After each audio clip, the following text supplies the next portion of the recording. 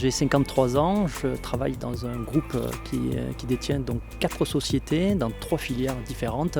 La première, le bâtiment. Ensuite, la deuxième filière, plus industrielle, qui officie dans tout ce qui est hydrothérapie. Et puis enfin, dans la filière numérique. Il y a 10 ans que je suis dans l'entreprise, alors j'ai commencé comme DG pour reprendre la société 3 ans plus tard. Voilà, donc on a commencé, on était une cinquantaine de collaborateurs avec un chiffre d'affaires qui était de 5-6 millions d'euros. Aujourd'hui on en fait 23, on est plus de 220.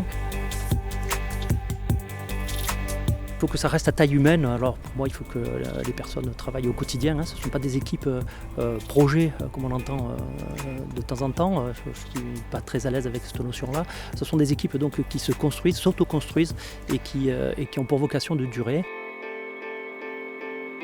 Ça c'est le maître mot chez nous, autonomie, responsabilité, c'est le couple, parce qu'on ne peut pas parler d'autonomie sans son pendant qui est la responsabilité. Chaque équipe a toutes les je dirais, les dimensions que requiert une entreprise, puisque j'appelle ça notre société, je l'appelle une multi-artisanale, voilà, avec la dimension commerciale, la dimension technique, la dimension managériale, la dimension gestion, etc. Donc toutes les dimensions qui constituent une entreprise sont dans chaque équipe.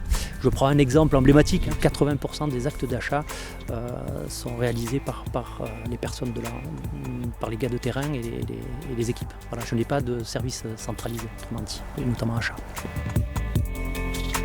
Chaque salarié a en fait un carnet de chèques virtuel, puisqu'ils engagent l'entreprise, ils achètent où ils veulent, quand ils veulent, au montant qu'ils veulent, ils réceptionnent et une fois la facture réceptionnée chez nous de manière numérique, elle est automatiquement payée.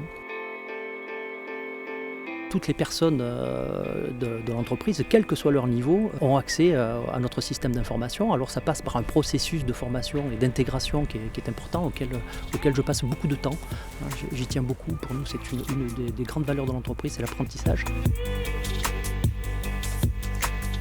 La confiance pour nous est cardinale chez nous, c'est-à-dire que sans confiance notre organisation ne fonctionnerait pas. Donc le processus de confiance est total dès le départ, c'est-à-dire qu'on fait confiance a priori et tous les processus de contrôle, puisqu'il y en a, commencent par l'autocontrôle de la personne et c'est toujours du contrôle a posteriori, mais toujours à l'intérieur de l'équipe.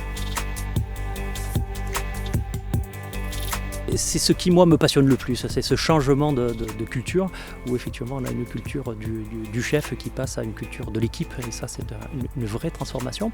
Alors il y en a qui adhèrent, et cela s'éclate dans l'entreprise et dans le groupe, et puis d'autres qui sont un peu attentifs, qui attendent un peu voir comment ça se passe. Notre enjeu c'est d'ailleurs de les faire basculer dans l'organisation en réseau, comme j'ai l'habitude de dire, et puis il y a ceux qui ne fonctionnent pas dans ce mode de fonctionnement, eux sont généralement malheureux dans l'entreprise, donc voilà, soit ils changent ou soit ils doivent partir. Moi je suis porteur des valeurs de l'entreprise, donc ça je tiens beaucoup. Il y a quelque chose que j'aime beaucoup faire, c'est la dimension intégration. Donc là moi je passe beaucoup de temps avec les équipes et les managers pour m'assurer qu'ils aient bien compris ce que j'attends d'eux. On parlait d'autonomie, de responsabilité, ça ne s'acquiert pas comme ça. Donc il y a un long processus d'acquisition de ces compétences. Donc ça c'est mon job et c'est ce que je préfère d'ailleurs, puisque moi je me réjouis toujours, c'est un vrai bonheur pour moi de voir, de faire réussir les gens. Dans les entreprises, on parle souvent de performance. C'est vrai qu'effectivement, il en faut, parce que sans ça on ne vivrait pas. C'est la respiration de nos entreprises. Mais malgré tout, je pense qu'il est important d'aller un peu plus loin que ça et de parler plutôt de congruence. Et pour moi, la congruence, c'est une des définitions de la sincérité. C'est-à-dire c'est la cohérence entre ce que l'on pense, ce que l'on fait et ce que l'on dit. Et donc mon organisation, elle est issue de ce que je suis. J'essaye de le dire et j'espère être dans mes actes, être dans la sincérité la plus totale. Je ne fais pas de sport, je ne fais rien de très particulier en dehors. J'ai tendance à dire que ma vie c'est l'entreprise, ou l'entreprise c'est ma vie, je ne sais pas trop comment dire ça. Ce sont les gens, évidemment, ce sont les personnes d'abord dans l'entreprise. Ce qui me ressource, c'est bien sûr la personne et les trajectoires des uns et des autres.